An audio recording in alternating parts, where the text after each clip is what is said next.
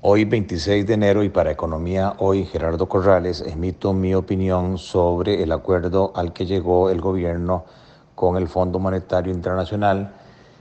y que será ratificado, discutido en la Asamblea Legislativa. Lo primero que tengo que decir es el tamaño del problema. Costa Rica viene heredando una situación deficitaria en sus finanzas públicas desde el año 2007, donde se cerró con un superávit del 0,6% del Producto Interno Bruto,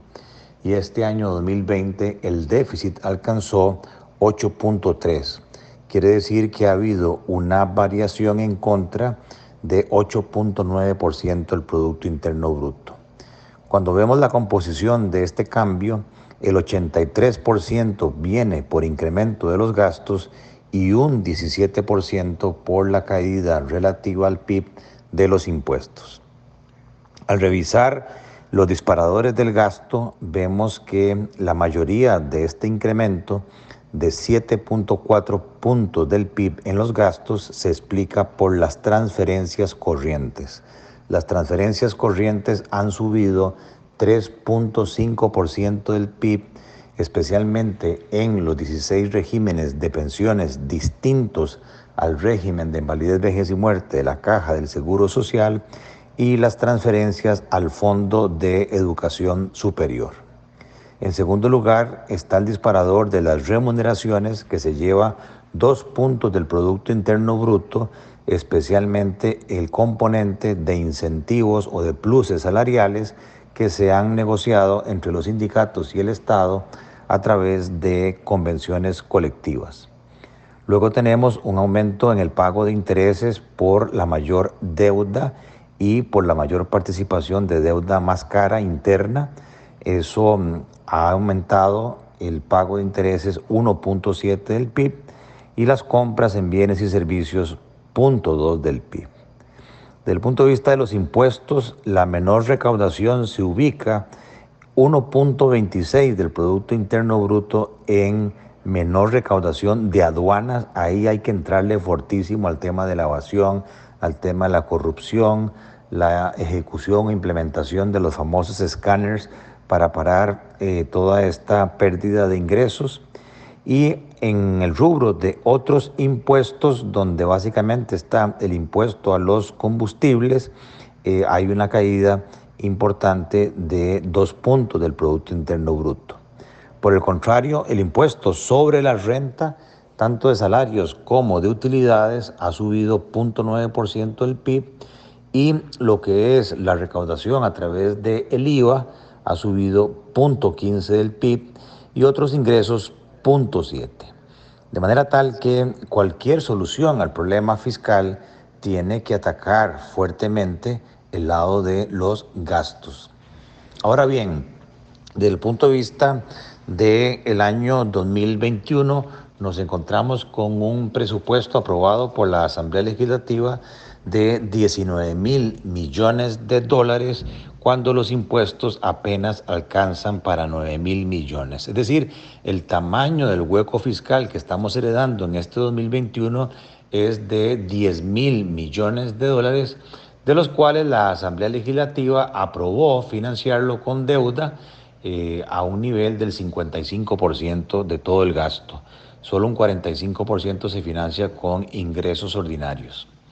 Y esa autorización es para que esto se financie con bonos de deuda interna, que de acuerdo con los números tienen una tasa equivalente en dólares del 8,4%, mientras que la tasa equivalente en dólares de la deuda externa es 4,4%. Es decir, que todo movimiento que vaya a sustituir deuda interna por deuda externa en dólares es un movimiento beneficioso, en el tanto en que ahorra intereses de este uso intensivo de financiamiento. En cuanto al acuerdo con el Fondo Monetario, me parece que es muy importante a lo que se llegó. El país estaba necesitado de generar confianza, credibilidad, seguridad, y el Fondo Monetario eso es lo que nos da. De manera tal que no es por el monto de la facilidad de crédito ampliada que se le está pidiendo al fondo, que radica la importancia de este acuerdo, porque de nuevo el faltante son 10.000 millones de dólares y el fondo nos va a dar 1.700 millones a desembolsar en 3 años. O sea que lo que entra por año son 600 millones de dólares, ni siquiera el 5% del hueco fiscal. Pero sí nos da al fondo la credibilidad que hemos perdido desde el año 2014, donde el país perdió la calificación de grado de inversión por el problema fiscal que venimos heredando y porque ya no nos creen en los mercados financieros ni locales ni internacionales, en el tanto en que los gobiernos han incumplido el entrarle a reformas importantes estructurales que le pongan coto al desbalance fiscal. Y por eso el fondo nos da una garantía, un sello de garantía de credibilidad de que esos recortes o reformas acordados se van a implementar en la práctica. El objetivo del gobierno anunciado es que de un déficit primario, es decir, la diferencia entre ingresos y gastos antes de intereses del gobierno central, que en el 2020 fue de 3.4% del PIB, vamos a pasar a un superávit primario en el 2023 de un 1% del Producto Interno Bruto. Esto significa un tamaño del ajuste para los próximos 3 años de 4.4% del Producto Interno Bruto.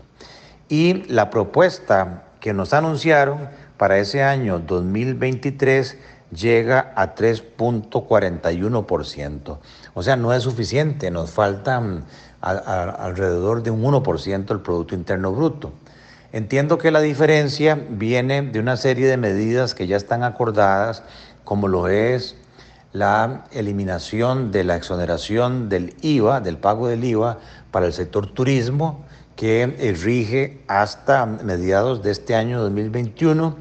la eliminación de la exoneración del sector de construcción. También hay un aumento ya en la Ley de Fortalecimiento de las Finanzas Públicas de las rentas sobre intereses, que va a empezar a subir. Y por otro lado, el gobierno está apostando que la elasticidad o la sensibilidad de la recaudación tributaria al crecimiento económico se va a dar. Esa relación es de casi, fluctúa entre 1.1 y 1.3 por cada 1% de aumento de la producción. La recaudación tributaria sube entre 1.1 y 1.3. De ahí que con eso se completaría la propuesta de ajuste. Cuando vemos los componentes de ese 3.41 que integran el planteamiento al Fondo Monetario, vemos que del lado de los gastos está el 2.24% y que del lado de los ingresos tenemos 1.17% del PIB.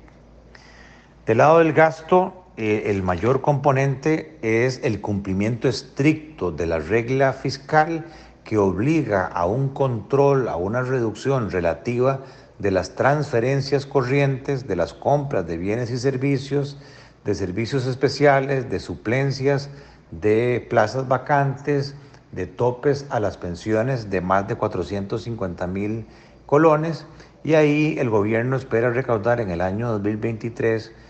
ahorrarse 1.3% del PIB.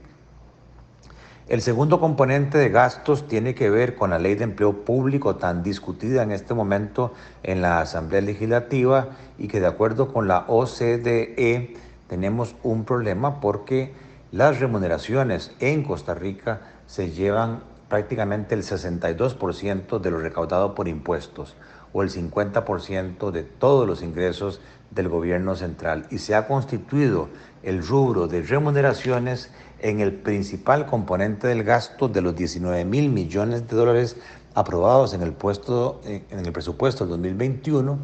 Las remuneraciones se llevan prácticamente el 25%, de las cuales los pluses son ya 2.500 millones de dólares en un año y superan los salarios base, que son de 2.200 millones de dólares. De manera tal que una buena ley de empleo público que ponga orden en el sistema de remuneraciones del sector público y que esté acorde con las condiciones de mercado hacia una migración a un salario único, global para todos los funcionarios, tal que se mantengan los derechos adquiridos de los trabajadores, pero que si de acuerdo con ese estudio el salario del funcionario está por encima de lo que correspondería a un salario de mercado, ese salario se congela hasta que el salario de mercado lo alcance. O por el contrario, si el salario del funcionario está por debajo del salario de mercado, se continuaría con los ajustes porcentuales hasta que se alcance el salario de mercado. En esa ley, el gobierno espera recaudar 0.95% del Producto Interno Bruto. Desde el punto de vista de los ingresos, 1.17 del PIB, aquí el componente más importante tiene que ver con la renta global dual. Aquí el problema es que en la mesa de diálogo se acordó una cosa y el proyecto de ley que manda el Ejecutivo lleva otra, que es una renta global en cuanto a que se van a eliminar las cédulas particulares que tienen tasas impositivas diferentes por una sola tasa global, tanto para las personas como para las empresas. El problema es que se están metiendo rentas del exterior. Aunque se diga que es solamente cuando se ingresan al país, ese concepto que llaman de renta territorial reforzada o ampliada no es más que renta mundial. Y siendo Costa Rica un país importador de capitales, sería un grave error en estas condiciones de necesidad de inversión venir a tasar ese tipo de impuestos que lo que hace es ahuyentar los capitales. Aparte de esto, en la mesa de diálogo se habló que los trabajadores independientes se iban a migrar a la misma escala de los trabajadores asalariados para evitar el tratamiento discriminatorio que tienen hoy los trabajadores independientes. Y más bien se está subiendo la tasa impositiva del 25% al 27,5%, tasa que se habló exclusivamente para las rentas empresariales, con la idea de facilitar la formalidad de los trabajadores, donde el 50% son trabajadores informales, y que por eso se pretendía que la tasa del impuesto se bajara del 30% al 27,5% en las empresas, en el impuesto de las empresas, para estimular la formalización. En esa mesa de diálogo, el Ministerio de Hacienda estimó que esta renta global iba a dar un rendimiento del 0.1% y ahora están hablando del 0.43% del Producto Interno Bruto. De manera tal que hay que ver en detalle ese proyecto y hay que corregirlo para que se ajuste a lo que se acordó en la mesa de diálogo. El segundo componente es un gravamen del 25% sobre los premios de lotería de más de 250,000 colones. Eso daría 0.12% del PIB en el año 2023. Hay un proyecto que mandó el Ejecutivo de eliminación de gasto tributario o de exoneraciones y de rentas de capital. Aquí lo que se busca es gravar el salario escolar, que la Sala Constitucional ha dicho que es un salario y por lo tanto sujeto al impuesto de la renta, gravarlos por encima de los 840,000 colones, que es hoy la base exenta. También se está hablando de un impuesto significativo, de subir el impuesto a las remesas al exterior por concepto de intereses, por concepto de dividendos, por concepto de regalías, patentes, reaseguros, pago de derechos de uso de películas en 5 puntos porcentuales las tarifas que hoy existen, y no se está incluyendo el gravar las pensiones sobre los rendimientos de las pensiones, que generó mucha discusión, que se pretendía ponerle una tasa del 50%, o sea, 7,5% sobre los intereses. Eso no se está metiendo. Y finalmente lo que se busca con esta ley es que las rentas de capital se homologuen todas a una tasa del 15%, porque hoy las cooperativas, el solidarismo sobre los excedentes que distribuyen a sus afiliados tienen tasas inferiores al 15%. La idea con esto es que en adelante todo lo que sean rentas pasivas pasen al 15% y que de manera transitoria por 2 años, 2021-2022, esa tasa de rentas de capital se suba al 16,5%. Este proyecto de ley, según el Ejecutivo, le daría 0,34% del PIB. Hay otro proyecto de ley que se mandó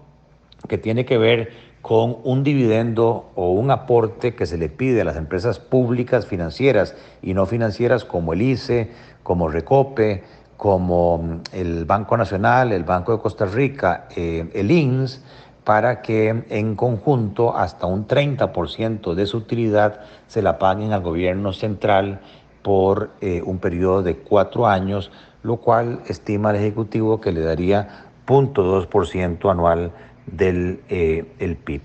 Y por último está un impuesto muy polémico que tiene que ver con las casas de lujo, que en mi criterio se está manipulando el concepto de casa de lujo porque se está considerando que casa de lujo es aquella que construcción y terrenos, cosa que es diferente al impuesto solidario de vivienda hoy, eh, por encima de 150 millones de colones sería grabado con una tasa del 0,5%. ¿Cuál es el problema? Bueno, que hoy ese impuesto solidario de vivienda hace que las casas de 150 millones de colones hasta 300 millones de colones se les cobra hoy una tarifa del 0,25%, pero considerando solamente el valor de la construcción. El problema es que ahora se están metiendo también los terrenos y eso haría que una casa de 150 millones de colones, que para mí no es de lujo, estaría subiendo el impuesto un 100%, del 0,25 al 0,5. O sea que alguien que paga con ese valor de terreno y de casa 375,000 colones, hoy pasaría a pagar 750,000 colones. Y así para los distintos rangos de valor va subiendo el impuesto un 40%, un 20%, un 12%. Y lo más contradictorio es que las casas realmente de lujo de más de 2,8 millones de dólares, la tasa impositiva se mantiene en el mismo 0,5%. O sea, yo hubiese hecho realmente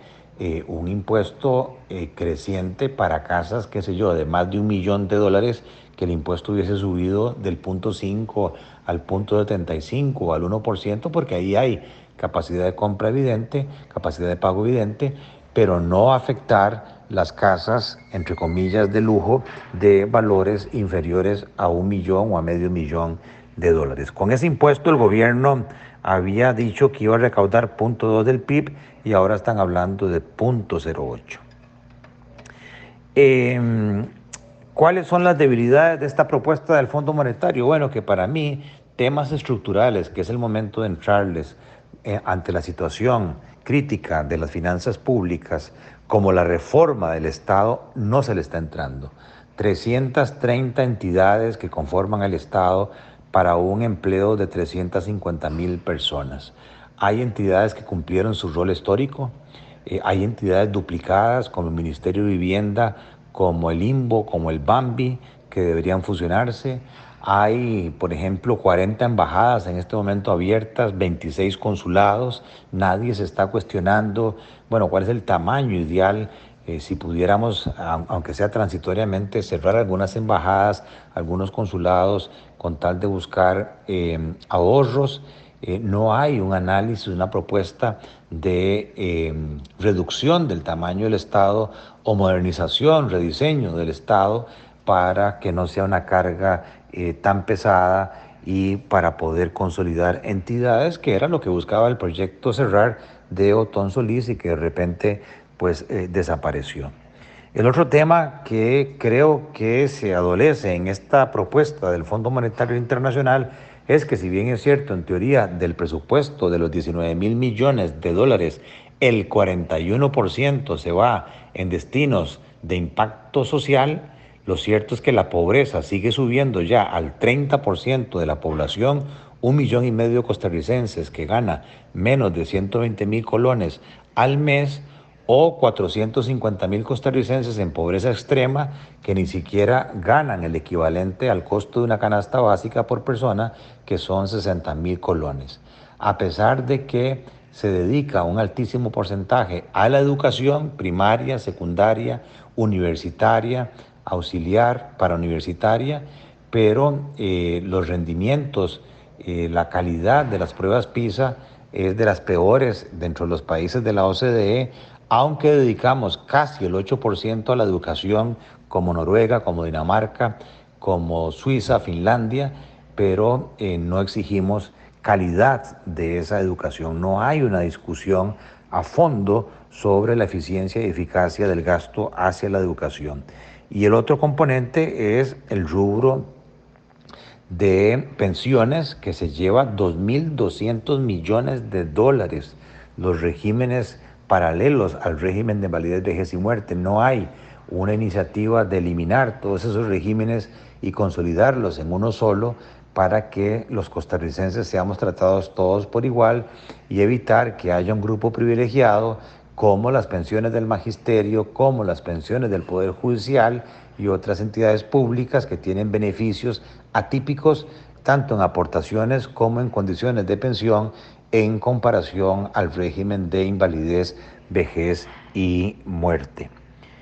Luego, no hay un planteamiento serio en esta propuesta de una reingeniería de la deuda financiera, donde las amortizaciones se llevan ya el 25% del presupuesto y los intereses el 18%. Una deuda de 41.000 millones de dólares, de la cual el 77% es deuda interna, y de ese porcentaje el 72% está en manos de mismas entidades públicas, bancos del Estado, el INSS, la Caja,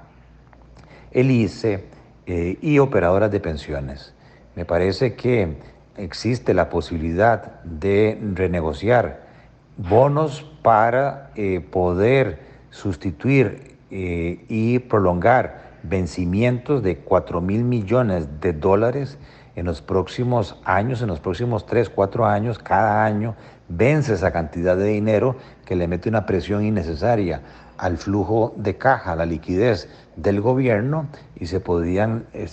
negociar plazos mayores, hasta de 5 años, y tasas de interés de deuda interna que están muy por encima de las tasas internacionales, lo cual exigiría una revisión, una negociación voluntaria para evitar que se tipifique como un default selectivo, en una negociación voluntaria, tasas de interés menores y más reales en comparación con el mercado. Finalmente, me parece que quedamos debiendo en cuanto a una amortización extraordinaria del nivel de deuda, que está ya en un 70% del PIB en este año 2020, y que pasaríamos casi a un 80% en el 2021. El gobierno solamente está hablando de la venta, no de CONAPE, CONAPE sigue operando, sino de la cartera de crédito de CONAPE, que le daría 0.5 del PIB. Se sigue hablando un poco de la venta de VIXA, pero como VIXA le pertenece a los bancos del Estado, aparentemente del 0.4 del PIB, 0.3 se quedaría en los bancos del Estado para no afectar sus patrimonios, y le llegaría al Estado solo 0.1, de manera tal que, para poder romper el crecimiento exponencial de la deuda, deberíamos pensar en algunos ingresos extraordinarios de elementos, digamos, no ortodoxos, como se han utilizado en Australia y en otros países, lo que se llama reciclaje de activos, y es que el gobierno busque algunos activos valiosos, carreteras, aeropuertos, y los dé en concesión en una alianza público-privada al sector privado. No se pierde la propiedad, se le da a unos 10, 15 años bajo un concepto de canon o de peaje, y esa entidad privada le paga hoy al gobierno el valor de esa carretera, 500 millones, 600 millones de dólares que se utilizaría para amortizar la deuda. De igual manera se planteó en la mesa de diálogo, pero no hubo mayor recepción de los sindicatos, la democratización de algunos activos estatales como el Banco de Costa Rica, Colby, el INS, para que se conviertan en sociedades de capital mixto y que el solidarismo, los sindicatos, la Junta de Pensiones del Magisterio, los fondos de pensión puedan adquirir el 60% de esas acciones y que con ese dinero el gobierno lo utilice para amortizar deuda. En esos dos elementos de reciclaje y apertura de capital se podría recoger entre 5 o 6 puntos del PIB para amortizar deuda y con eso bajar el componente de intereses. En fin, ahora quedamos a la expectativa de las discusiones que se den en la Asamblea Legislativa. Me parece a mí que va a hacer falta recursos para poder cumplir con el ajuste de 4.4 del PIB y corresponderá ahora a los señores diputados la discusión y buscar siempre dentro del marco del Fondo Monetario, porque las otras propuestas de utilizar las reservas monetarias internacionales o las reservas del oro no son viables o los superávit de las entidades descentralizadas no son suficientes para atacar la magnitud del problema fiscal y resolverlo de una vez por todas, porque este desbalance fiscal y la forma de financiamiento vienen afectando las tasas de interés hacia arriba, el tipo de cambio lo afectan, lo mismo que la inflación y la actividad económica, y quien termina pagando estas distorsiones es el sector productivo, cuando más bien deberíamos facilitarle a ese sector productivo su labor para que pueda generar empleo, que es el problema principal del país. En el tanto hay 21% de la fuerza laboral desempleada, 516,000 personas y alrededor de 430,000 personas trabajando menos de 40 horas por reducciones de jornada laboral. O sea, casi 1 millón de costarricenses con problemas de ingresos laborales a un múltiplo de 3 personas por hogar nos da 3 millones de costarricenses en una situación problemática de ingresos laborales, y es ahí donde, con independencia de las ideologías, debería enfocarse todo un programa junto con el tema de la reactivación económica, que sigue estando ausente en cuanto a un plan de acción con medidas concretas, responsables y fechas. Creo que con esto hago un resumen del planteamiento del gobierno ante el Fondo Monetario Internacional, y quisiera ser optimista que, aunque no sea totalmente igual a la propuesta que puso el gobierno, que se entienda que la vía única que nos puede rescatar de una grave crisis económica es la vía del Fondo Monetario Internacional, por la credibilidad y por el acceso a los mercados financieros locales e internacionales, para poder entonces continuar financiando el problema de exceso de gastos o de faltante de ingresos mientras se ejecutan los cambios estructurales que este país viene demandando desde hace décadas.